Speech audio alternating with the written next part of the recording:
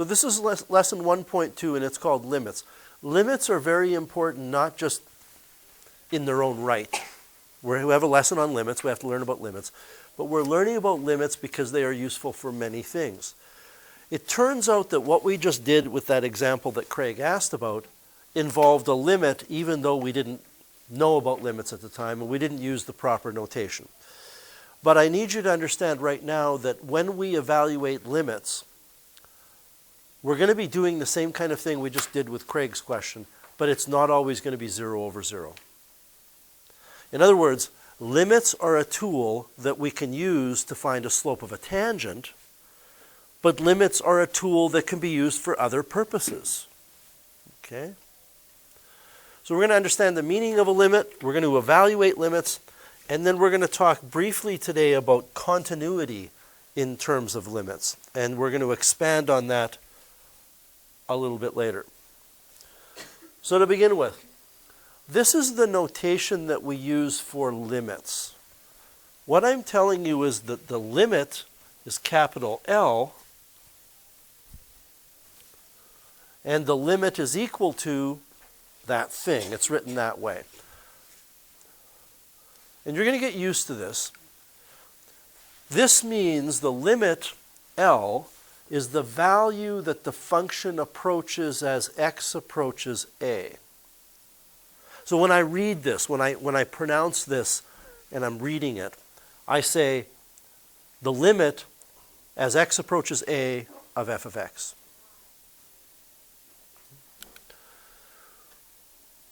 In fact, that's exactly what I have here. But you could say instead that this is the limit of the function as x approaches a.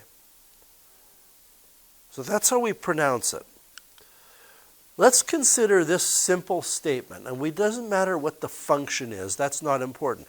What if I told you that the limit as x approaches 1 of f of x was equal to 4? What does that mean? The limit of the function as x approaches 1 is equal to 4. What it means is that as x gets closer and closer and closer and closer to being 1, the function gets closer and closer and closer and closer to having a value of 4. Of course, the function f of x is a y-coordinate on a graph. I mean, don't get me wrong. I'm not saying f of x is necessarily something that's graphical. F of x is a mathematical operation. But if you say y equals f of x, then we can get a visual picture of it graphically. So in the context of having a graph, we're talking about the value of y. And that means that as x gets closer to 1, f of x gets closer to 4, or graphically, as x gets closer to 1, y gets closer to 4. And you might wonder, what's the big deal here? Well, those of you that are in Math 30-1 right now will not appreciate this, but to the rest of you, this is the same thing we talked about when we were talking about the y-coordinate of a hole. That we couldn't calculate the y-coordinate of a hole, but we could calculate the y-coordinate of points very close to the hole and then reason out that they must be getting closer to the y-coordinate of the hole. We weren't using limits per se in Math 30 because you didn't know about them, but we were kind of in the background using limits. We just didn't realize it. So in a warm-up exercise, let's consider this value, the limit as x approaches 3 of 2x minus 6 over x squared minus 5x plus 6. So it's read in a number of ways. It's the limit of the function as x approaches 3, or it's the limit as x approaches 3 of the function. And I'm not going to say 2x minus 6 over x squared minus 5x plus 6 every time. I'll just say the function. What it means is we're looking for what the value of this function gets closer to when x gets closer to 3. I want you to note that if you put 3 in for x, you get division by 0. You can confirm that by putting 3 in the denominator for x. You'll get 9 minus 15 plus 6, you'll get 0. So I'm going to make the point right now that I will make again later. It isn't what y is when x is 3 that's important. It's what y is getting closer to when x gets closer to 3. And that subtlety becomes important. What the function equals when x equals 3 is not important. So this table is already in your notes, correct? It's populated? So I'm going to go through this much in the same way you were instructed yesterday to find slopes of secant lines. I'm interested in I'm interested in what this is approaching when x approaches 3. So I'm going to pick 2.5, which is close to 3. I mean, in the general sense of things, 2.5 is close to 3. And when I put 2.5 in this expression, it turns into 4. You understand where the 4 is coming from? Not that you have to calculate it. If I were to put 2.75 in, that expression is equal to 2.6 repeating. 2.9 as an input yields 2.2 repeating. Why am I choosing these numbers for x? Because they're getting closer to 3. 2.99 yields that, 2.999 yields that. And you'll notice that all of these x values are approaching 3 from the left. When it says x is less than 3, here's 3 on a number line. I'm doing this. I'm using this value of x, then this, this, this. I'm getting closer to 3 from the left. On the other hand, I can approach 3 from the right.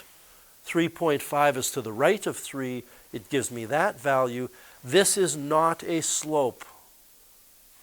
The fact that we do the same kind of thing to find slopes just means that we can do this kind of thing to find slopes, but we can also do this kind of thing to find other things. Okay? And what we discover is we get these numbers that are approaching 2. And we can imagine this as being that on the left-hand side, this function is approaching 2. It's getting closer and closer to 2 from above 2. And on the right-hand side, it's getting closer and closer to 2. It's approaching 2 from below. Right? I'm saying above and below because it's y. So from the above, it appears as though the function f of x approaches 2 as x approaches 3. And that means this. That means that limit is equal to 2. Note, I've already talked about this. We are not necessarily, and you might make a note that I've squeaked in the word necessarily because sometimes we are. We are not necessarily interested in what the function is equal to at x equals a. And I hope you understand in this example, a is 3. We're not interested necessarily in what the function is equal to at x equals a. You're interested in what the function approaches. So far this is all about me lecturing. You're not practicing, you're just thinking and appreciating what I'm telling you. Sometimes the function doesn't even exist at that point. And in this example it didn't.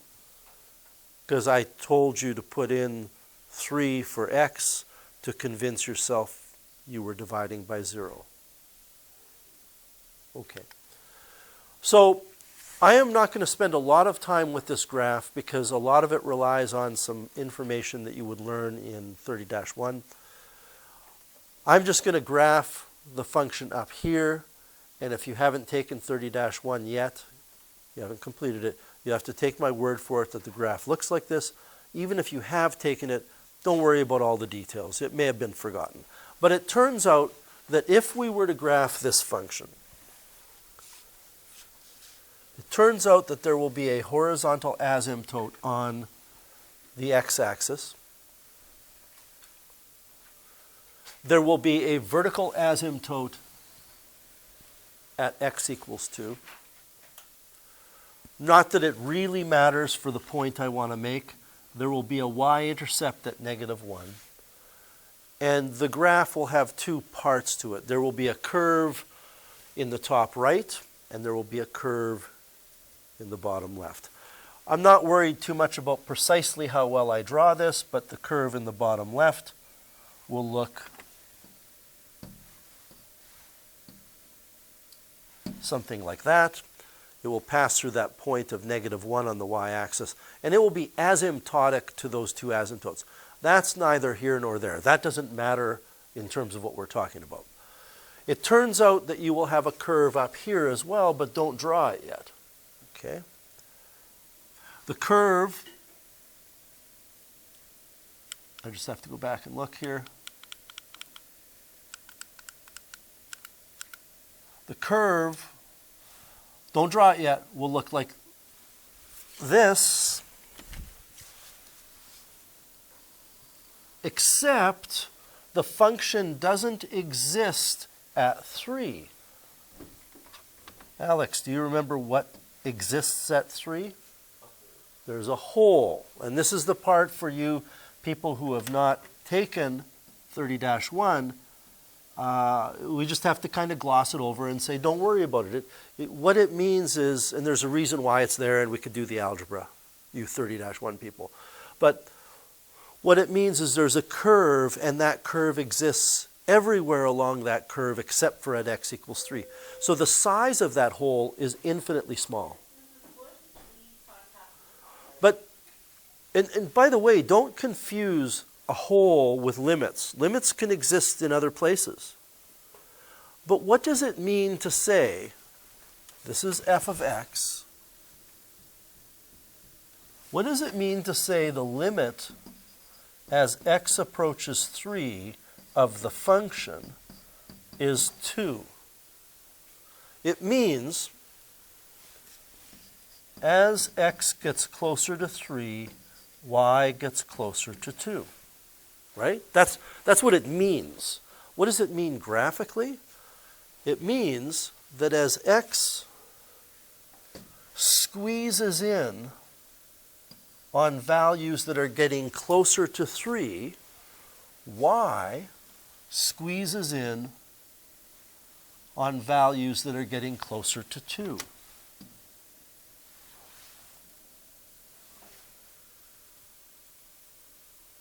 And it doesn't matter whether you go from the left or the right for x.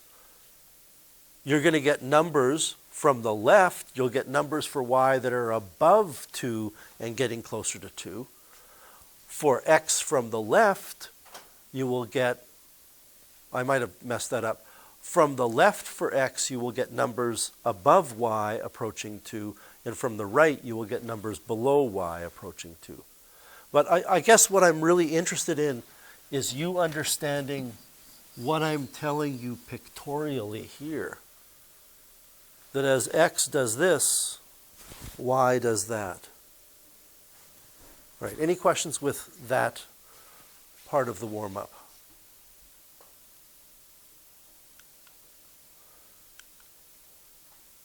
Okay, so evaluate each limit using intuitive reasoning, which is not always the go-to thing to do in math and science. Intuition is very often wrong, but it won't be wrong here. So what is the limit as x approaches 3 of 2x minus 1? Well, the intuition reasoning here, the intuitive reasoning is that if x is getting closer to 3, wouldn't 2x get closer to 6? Well, just think about that for a second. As x gets closer to 3, wouldn't 2x get closer to 6? Does that make sense to you? Well, that would mean 2x minus 1 would get closer to 5. It turns out this limit is equal to 5. Forget about crunching numbers and putting in numbers like 2.9 and 2.99 and 2.999.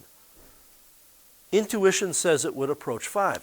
And if you want to, I suppose we could put in for y in our calculator 2x minus 1, set up our table to be on an independent mode, and I could put in 2.9, 2.99,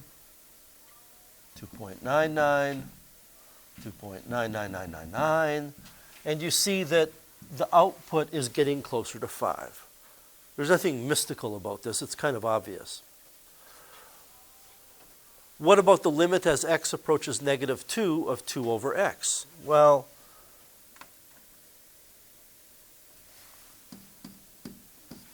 if this number is getting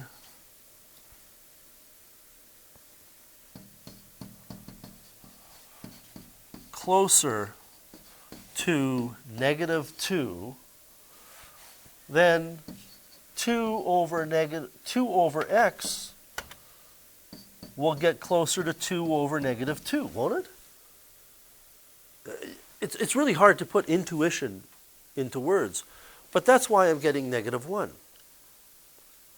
And so far, if you're like me, and I still remember certain moments in my math education where I would go, I don't understand why we're doing this.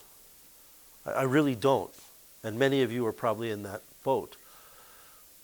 The answers come a little bit later. Okay? I wouldn't be teaching you something, we wouldn't be teaching limits in calculus unless they had a very important use.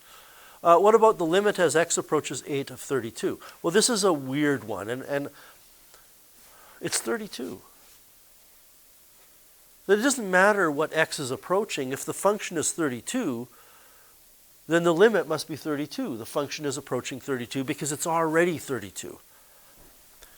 And I have never come up with or heard a reasonable explanation for this because you're saying it's approaching something. And the English language says you cannot approach something if you're already there. That's not an approach. But in math it is. Well, intuition tells me that as x approaches 10, the top of this expression will approach 10, and the bottom of the expression will approach 13. Capiche? Okay. Same thing. It's, intuition is maybe the wrong word. It's logical reasoning is what it is. As x approaches 0, x plus 1 will approach 1, and x squared will approach 0. Well, that means that this is undefined. This limit does not exist. Logical reasoning says that as x approaches 3, 7x will approach 21, which means 7x minus 6 will approach 19, not 19, 15, thank you. And that means the square root of 7x minus 6 will approach root 15. Okay. So I have to address this now because we need to talk about it later, a long time later. In this section in your textbook on page 13, there are properties of limits. Okay? And I want to explain what these properties are about so that later on when we use them in 2 months or so, you're not totally in the dark. Okay? So these are properties of limits, and there's lots of them. Let's say I asked you to figure out what the limit as x approaches 3 of 2x minus 1 is. Well, this is a limit of a difference. This is a limit of a difference. The argument is a difference of things. And this rule at the top of the screen says that the limit as x approaches 3 of a difference is the limit as x approaches 3 minus of 2x minus the limit as x approaches 3. What this rule says is the limit of a difference is the difference of the limits. Now, this rule here is for the limit of a constant times a function of x. Well, that's what we have here. And this rule says that the limit of a constant times a function of x, this thing, is equal to the constant times the limit of the function of x.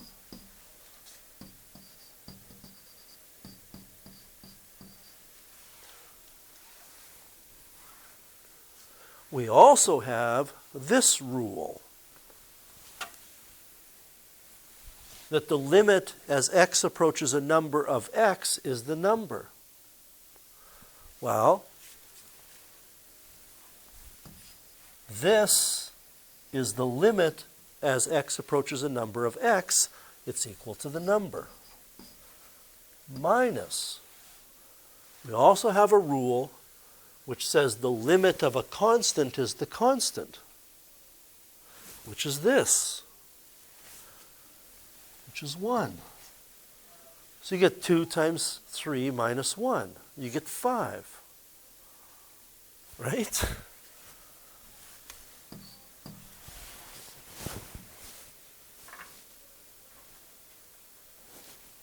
You get 5. And you're probably looking at it going, why on earth? Why would you go through this, in the words of my mom, rigmarole to determine that it's 5? Well, you wouldn't. But you would use these properties of limits elsewhere in calculus to do other things. I'm going to skip over some of the other examples that I had here, and let's just continue on.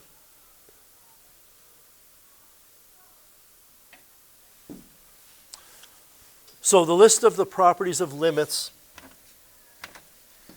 could have been used for all of the ones we did, but common sense or logical reasoning is better. In the future, you're going to need to know these properties and use these properties. Okay, so that's just a little detour off the road here. Example number 2, the graph of a function is shown. What's the value of each limit? So look at what A is saying. A is saying, what is the function approaching when x approaches 8?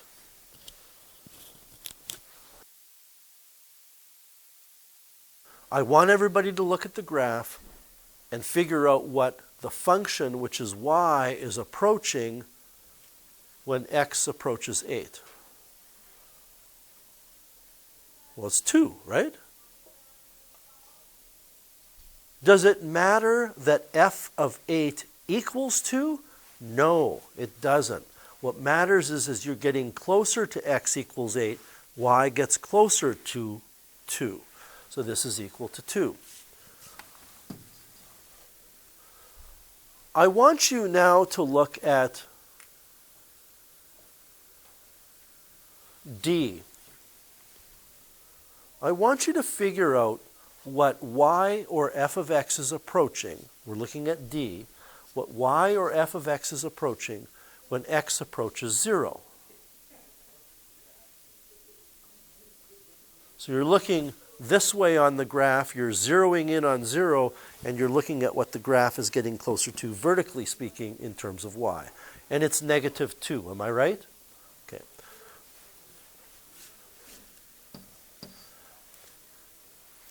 Let's go now to B. What is the limit of the function as x approaches 1? I'm asking you, what is y approaching when x gets closer to 1?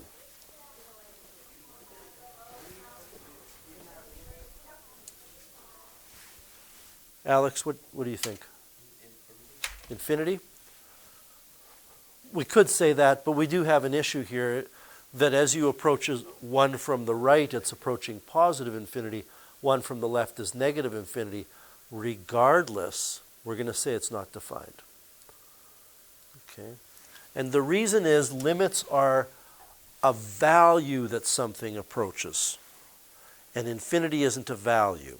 So even if it was approaching infinity, positive infinity from both sides, we would say not defined. Or does not exist. What about the limit as x approaches 4? Jay? What about the limit as x approaches 4? As x gets closer to 4, what is y getting closer to? 3. So now I have some observations or some questions for us to consider. Do you understand that as x approaches 1 and as x approaches 4, x is approaching non-permissible values? And yet, one of those, even though there's a non-permissible value for x, the limit exists and one does not. So you cannot associate non-permissible values with limits not existing. How many of you see how A and D are the same type of thing? How are A and D the same type of limit?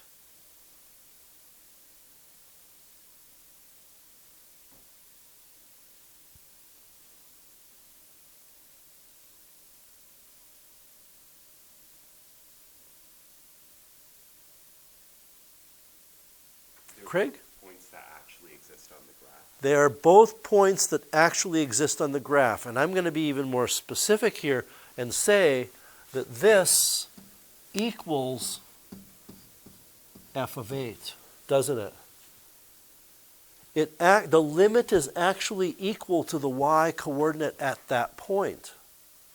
And D actually equals f of 0. But this limit here is not equal to f of 4. And I think most of you would probably say that f of 4 doesn't exist, right? Would you agree f of 4 doesn't exist? What if I change the graph to this? Does f of 4 exist? Yes. Don't worry about why. We can get a single point just hanging out there in space on its own. F of 4 exists here, but f of 4 is not equal to the limit. There's a big difference, and I will tell you right now that this limit is going to be a 0 over 0 deal. This limit, D and A, are going to be the logical reasoning limits. By the way, as x approaches infinity, or negative infinity, the function approaches 1, because that's a horizontal asymptote. That's not important for today. So,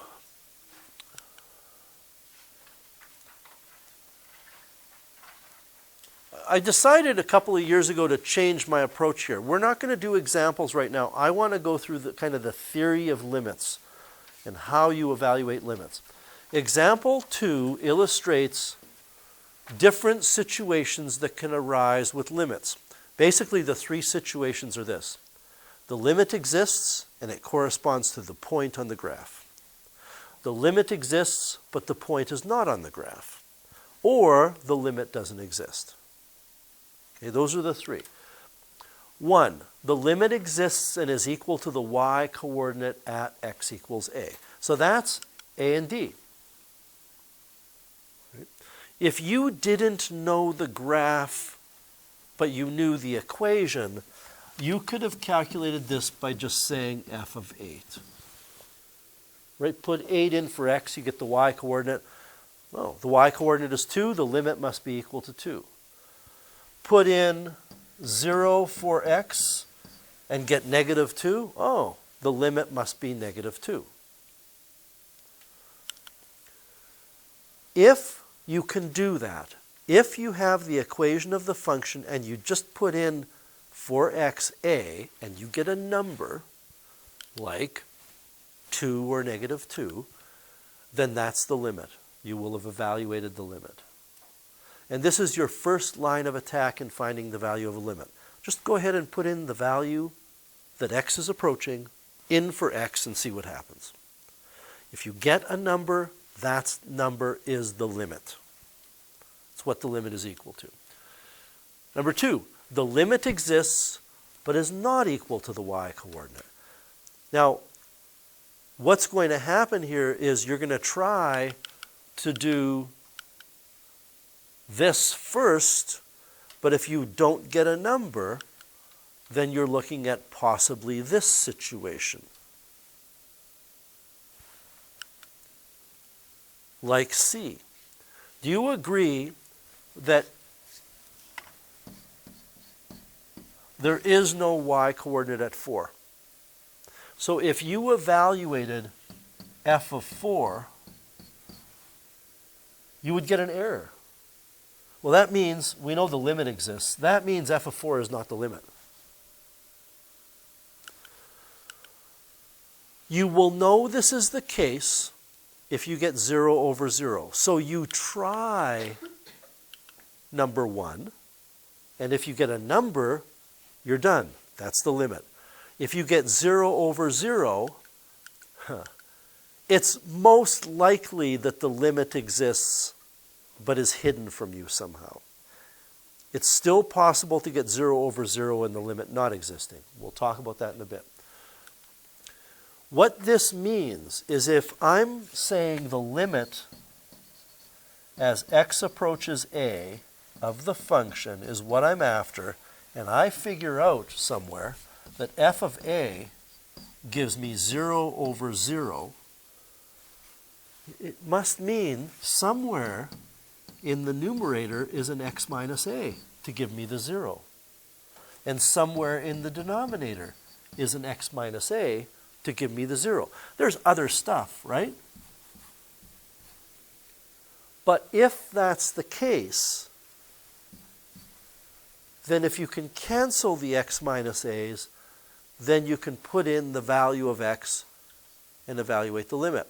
So what you have to do is use every skill available to you, mainly factoring and rationalizing, those two skills that we reviewed, to eliminate the offending factors.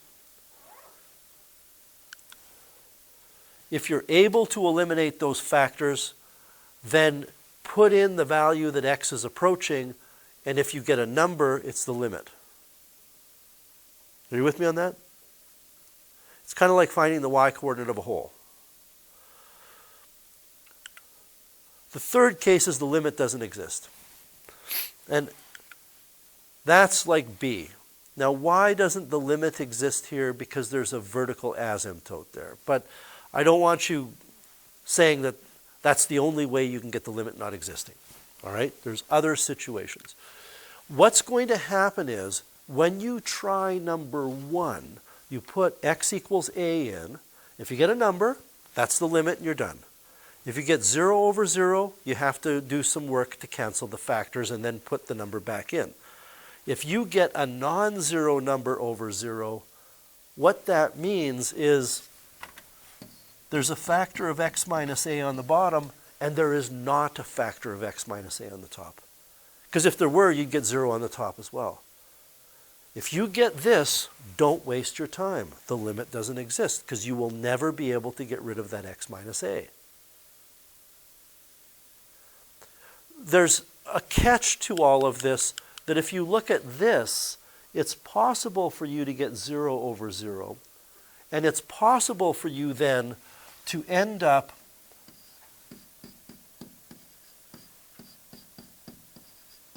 canceling the x minus a's, but then it's possible that when you put a back in, you still get over 0 because maybe there were 2 x minus a's on the bottom. All right? And if there isn't a second x minus a on the top, then doing this will lead to this. So there's a lot to think about here. I do have a flow chart on that page. I just want to show it to you briefly, and then we're going to do some problems that really test your ability to do algebra.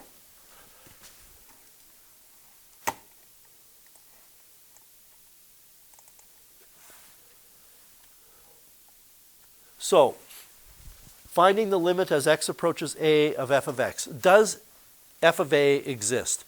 What I am saying there is, can you put this x coordinate or this x value in for x and get a number? If the answer is yes, then the limit exists and is equal to f of a. It's equal to the number you got. What it also means is the graph is continuous through a. If you go back and you look, you go back and you look at these two limits, the graph is continuous through this point and through this point. There's no breaks in the graph. If f of a does not exist, can the argument of the limit be massaged to accept the admittance of a? And if the answer is yes, the limit exists and the resulting expression will be equal to the limit once you put a back in a second time. F of a still does not exist, and it's discontinuous. If you cannot get rid of the offending factors, the limit does not exist. There's a lot to take in there, I know. Let's try some examples now using all of this.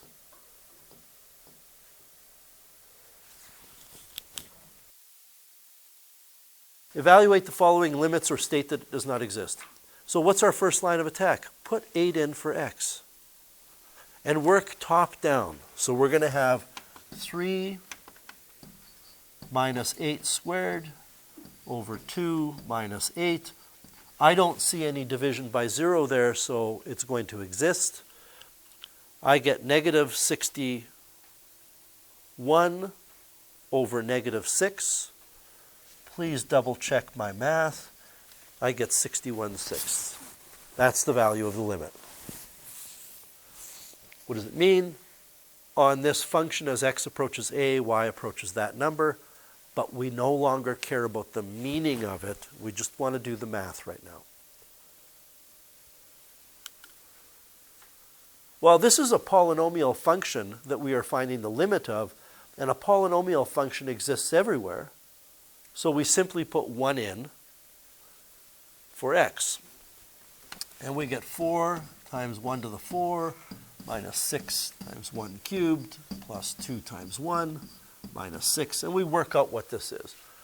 It's negative 6, I believe.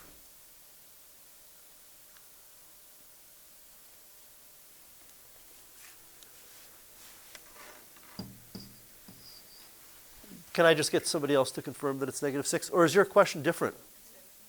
Do you not have the negative 6 at the end? You have a 10.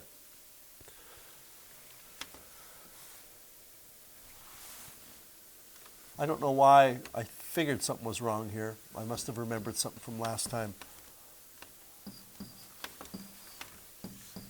So it's negative 10? Thank you. Can I put 4 in for x here? Well, if I put 4 in for x on the top, well, let's look at the bottom first. Can I put 4 in for x? Well, I can, but it's not allowed, right? It's non-permissible. So I get division by 0. Is this a case where the limit does not exist? Or is this a case where we have some work to do to make the limit exist?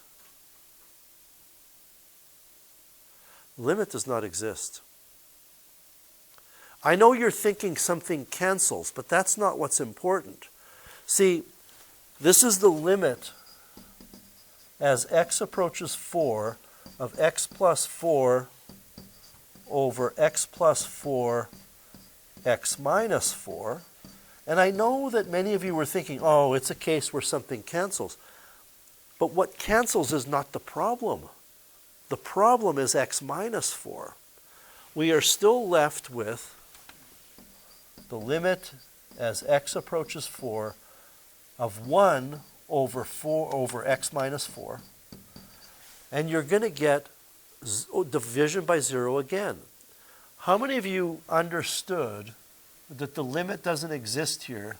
Because if you put 4 in for x, you get this non-zero over 0 limit doesn't exist.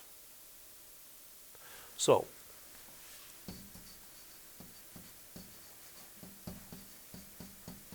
the limit doesn't exist.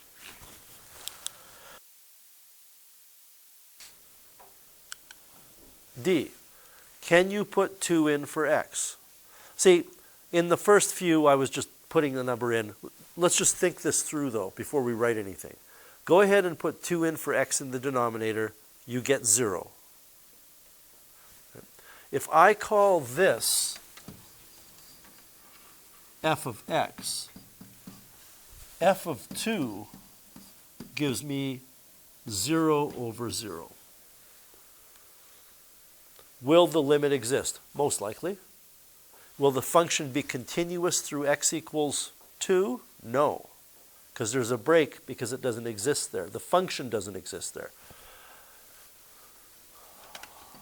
I am going to be absolutely brutal with my expectations here, that you have to write limit as x approaches 2 each time. You need to write that. And we're going to do some factoring.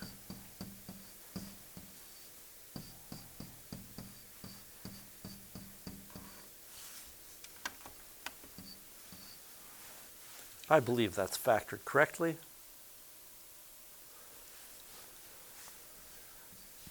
This next line that I'm going to write, I guess you don't have to write it, but I like to see it. Now, I'm talking procedure here. When are you allowed to stop writing the limit notation? As soon as you put x equals 2, in this case, in. So once I put that x equals 2 in, and I go 2 over 2 minus 1, I no longer need to write limit. You could, but it's not necessary. And this works out now to 2. So the limit is equal to 2.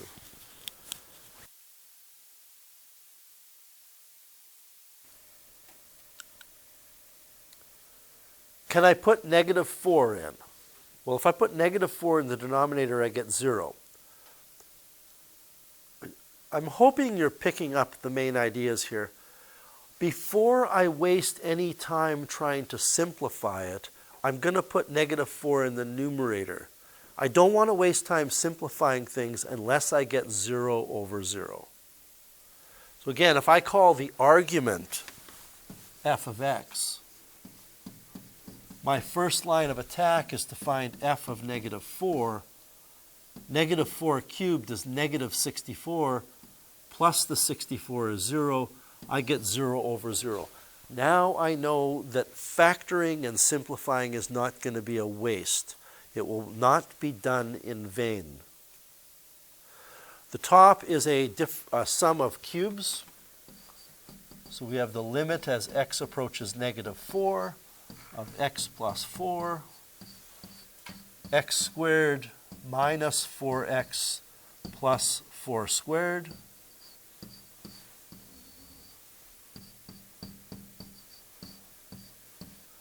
And the x plus 4's cancel. Now can I put in negative 4? Yes. In the previous example, I said you should probably rewrite it.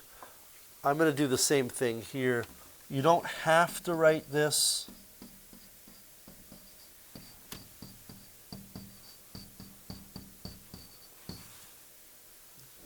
But it's nice to clean it up. Now I put negative 4 in, and I get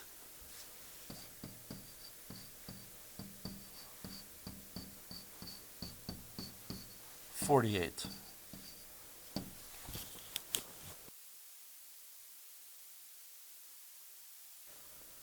Good with that one? Can I put 1 in? I'm not going to write this every time. I think just with a cursory glance and a bit of thought, you can see you're going to get 0 over 0. So we have some work to do.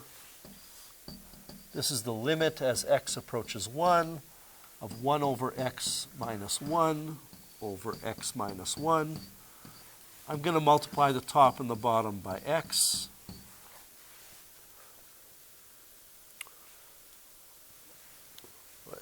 I think the answer to this question I'm about to ask is obvious, but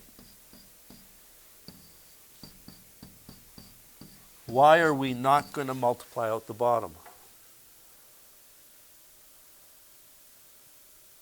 Why would you not multiply out the bottom?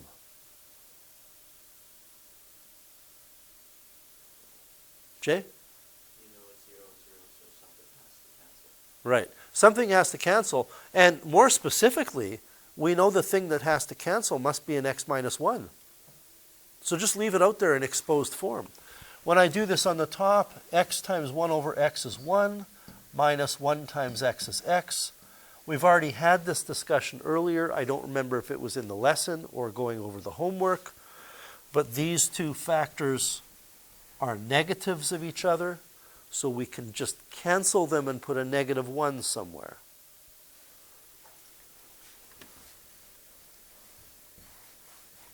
So we end up with the limit as x approaches 1 of negative 1 over x. Well, now we can put in the value that x is approaching, which is 1, and as soon as we do that substitution, we no longer need to write the limit. So I'm getting negative 1 over 1, which is negative 1.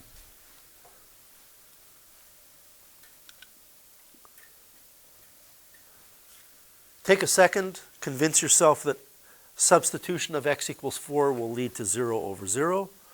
So what are you going to do here? Well, you're going to rationalize because you see a radical there. There's only so many things you could do.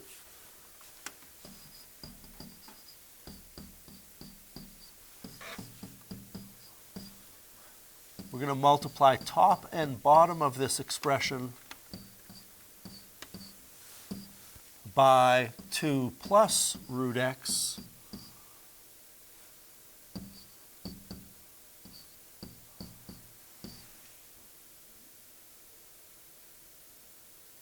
what did I write there? Geez. My mistake.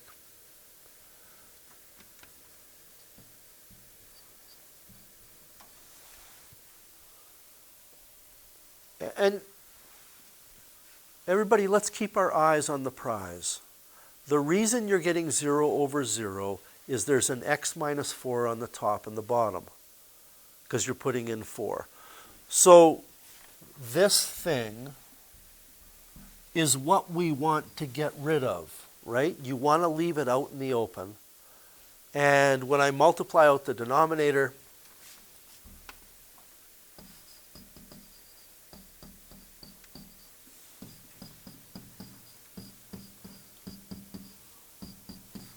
I'm going to get 4 minus x, which of course is the negative of x minus 4.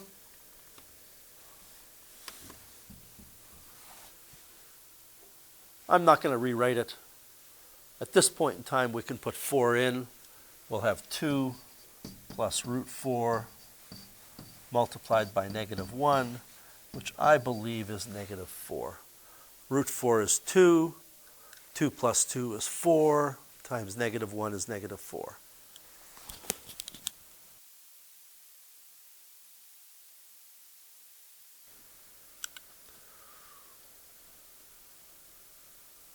I get 0 over 0. What about you? Okay, so let's rationalize the numerator.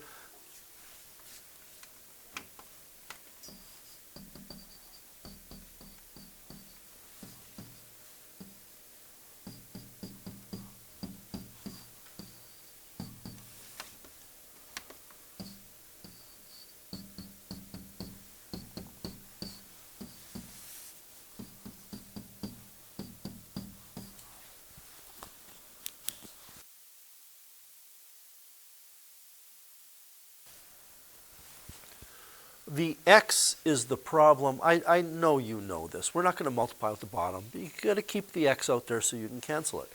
What do I get when I multiply out the top conjugate product?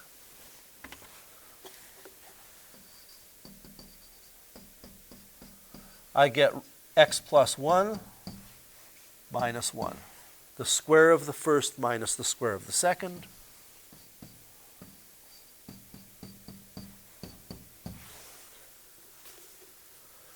This entire top is equal to x. So now I can put 0 in. What I have left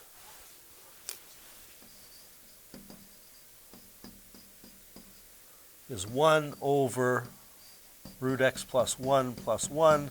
This is what I'm putting x equals 0 into. And I will have 1 over root 0 plus 1 plus 1, which is 1/2, I believe.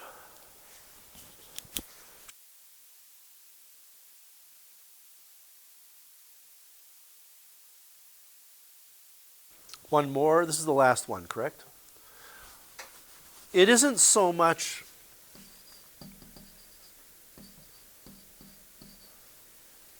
that it's factoring or rationalizing, it's simplifying.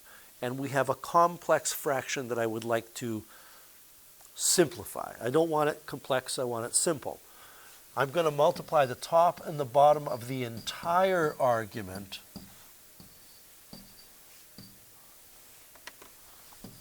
by 2 plus h. Again, leaving the bottom in factored form because I want that h to go away because h is approaching 0.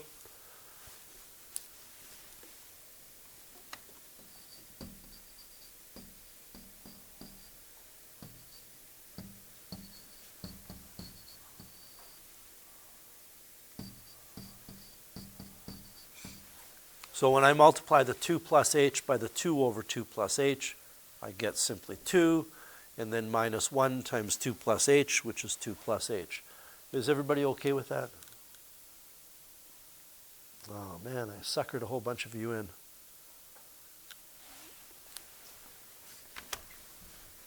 Right? You'd get the wrong answer.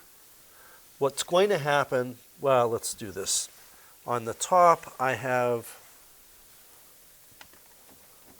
have the limit as h approaches 0 of 2 minus 2 is 0, and then minus h.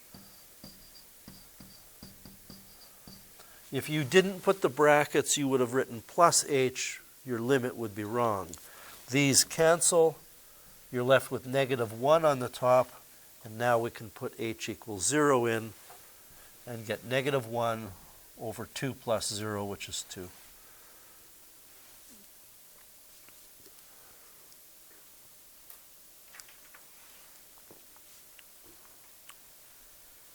For all of these questions, this is the idea, presented to you in maybe a cleaner fashion. Find f of a. I'm not writing the limits here. I'm just saying whatever the argument of the limit is, put x equals a in. If you get a number, in other words, you get something that's defined. The top can be 0, by the way. 0 over 8 is 0. It's defined. If you get a number, that's the limit. If you get 0 over 0, the limit exists probably and is equal to, quote, f of a once you cancel the offending factors.